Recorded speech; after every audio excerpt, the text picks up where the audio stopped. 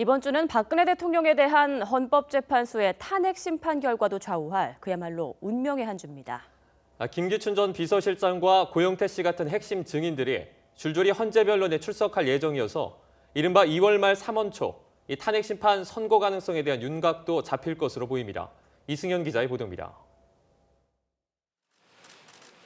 이른바 문학의 블랙리스트 의혹의 내막을 밝힐 핵심 인물로 지목된 김기춘 전 비서실장이 이번 주 탄핵 심판정에 증인으로 나섭니다. 헌재는 김 전 실장을 상대로 블랙리스트 작성과 이행 지시 과정에서 박 대통령이 얼마나 개입했는지 등을 집중적으로 캐물을 것으로 보입니다. 하지만 김 전 실장은 블랙리스트 의혹이 특검 수사 대상이 아니라고 주장하기도 한 만큼 의혹을 해소할 속시원한 증언을 기대하기는 어렵다는 분석이 우세합니다. 증인 신문이 예정된 문영표 전 보건복지부 장관의 입에도 관심이 쏠립니다. 삼성 합병 과정에서 박 대통령과 이재용 부회장의 연결고리로 지목된 만큼 문 전 장관의 발언 수위에 따라서 탄핵 심판은 물론 특검 수사에도 파장을 미칠 가능성이 높습니다.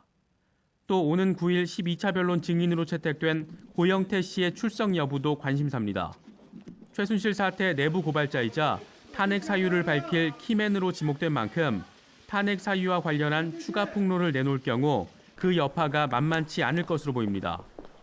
또 이번 주 변론 과정에서는 대통령 측이 무더기 추가 신청을 한 증인들 가운데 재판부가 얼마나 받아들일지도 결정됩니다. 일단 14일 13차 변론까지 예정된 상황에서 추가 변론을 얼마나 더 진행하느냐에 따라서 선고 시점에 대한 로드맵이 나올 것으로 보입니다. 헌재가 추가 증인 신문이 불필요하다고 판단하면 3월 13일 이전 선고는 현실화 가능성이 한층 더 커지지만 두세 차례 변론이 더 이루어진다면 선고 시점 역시 좀 더 미뤄질 가능성이 큽니다. 다만 대통령 대리인단이 어떤 카드를 꺼내느냐에 따라서 탄핵 심판의 향후 일정을 좌우할 중대 변수가 될 수 있습니다. 연일 충분한 심리가 필요하다고 주장하며 재판부와 대립각을 세우고 있는 대리인단이 무더기 증인 증거 신청을 추가로 한다거나 전원 사퇴를 현실화할 경우 3월 초 선고 로드맵에도 적지 않은 타격이 불가피할 전망입니다.